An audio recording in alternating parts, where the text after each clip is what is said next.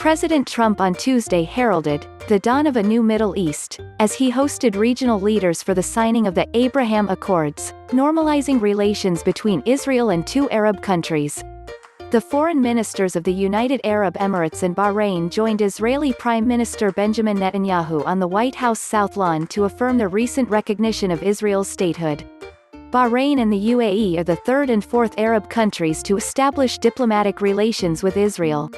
The breakthrough also established direct commercial flights between Israel and the UAE. "We're here this afternoon to change the course of history," Trump said from a balcony overlooking the South Lawn.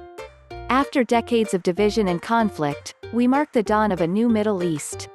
In Israel's entire history there have previously been only two such agreements.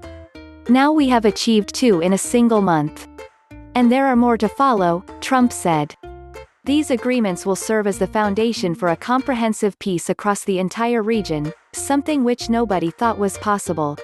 Netanyahu said, "I am grateful to you, President Trump, for your decisive leadership. You've successfully brokered the historic peace that we are signing today, a peace that has broad support in Israel and in America, and in the Middle East." The Israeli leader said that, "History has taught us that strength brings security, strength brings allies, and ultimately, and this is something President Trump has said again and again, ultimately, strength brings peace." After addressing the crowd from the White House balcony, the four leaders sat at desks on the lawn to sign the deal, with national flags arranged behind them. In addition to the bilateral agreements signed by Israel, the UAE and Bahrain, all three are signing a document dubbed the Abraham Accords, after the patriarch of the world's three major monotheistic religions. "This day is a pivot of history," Netanyahu said. "It heralds a new dawn of peace."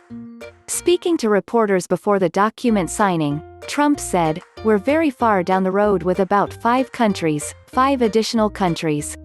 The developments are a major achievement for Trump, and even his Democratic presidential challenger, Joe Biden, praised the historic recognitions as something positive.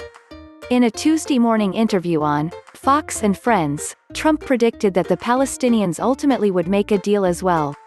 "We have many others going to be coming in over a short period of time, and the Palestinians will ultimately come in, too," Trump said.